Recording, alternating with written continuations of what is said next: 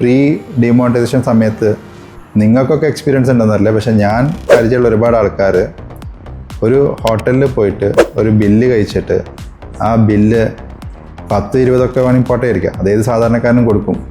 പക്ഷേ ഒരു 750 രൂപ ബില്ലാണെങ്കിൽ 1000 രൂപ വെച്ച് പോകുന്ന ആൾക്കാരുണ്ട്. അതായത് ടിപ്പൊക്കെ കിട്ടക്കട്ടെ 200-220 രൂപയൊക്കെ ടിപ്പ്, എന്നാൽ എൻ്റെ അന്തസ്സല്ലേ. അതേ ആൾ ഇന്ന് അതിലുള്ള ചില്ലറ വരെ പെറുക്കിയിട്ട്, കാരണം ഇന്ന് അയാളുടെ കൺസെപ്റ്റ് മാറി. അവൻ പണിയെടുക്കുന്ന പൈസ അവന് കിട്ടുന്നുണ്ടല്ലോ, പിന്നെ ഞാനെന്തിനാ പൈസ എടുക്കണം? ഇതേ സംഗതിയാണ് അന്നും.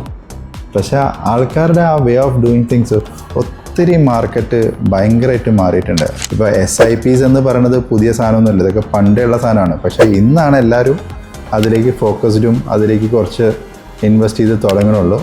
അത് പണ്ടേ അറിയുന്ന ആൾക്കാരാണ്, പക്ഷെ ആരും ചെയ്യാറില്ല. ഈ സ്ഥലം പോലും ഫസ്റ്റ് കഫേയാണ് കാലിക്കറ്റിൽ. ഇത്രയും നല്ല കഫേ സത്യം പറഞ്ഞില്ല. ഇത് അതേപോലെ മെയിൻറ്റെയിൻ ചെയ്ത് പോവുകയാണെങ്കിൽ ഇന്ന് ഒരു CCDയോ കോഫിയുടെയോ അല്ലെങ്കിൽ നമ്മളെ മറ്റേ സ്റ്റാർബക്സിനൊക്കെ ഇക്വലൻ്റ് ആയിട്ടുള്ളൊരു എൻ്റർപ്രൈസായിട്ട് മാറി പോവാൻ കഴിവുള്ള ഒരാളാണ് നടത്തിയതും. അവരുടെ ക്വാളിറ്റി പ്രൊഡക്ട്സും ഒക്കെ അത് തന്നെയായിരുന്നു. പക്ഷേ ഞാൻ നേരത്തെ പറഞ്ഞ പോലെയാണ്, അതായത് നിലത്ത് ഉറക്കണേ മുന്നേ ചാടി പറന്ന് അവസാനം എങ്ങോട്ടാണ് പറന്നതെന്ന് അവന് തന്നെ മനസ്സിലായില്ല.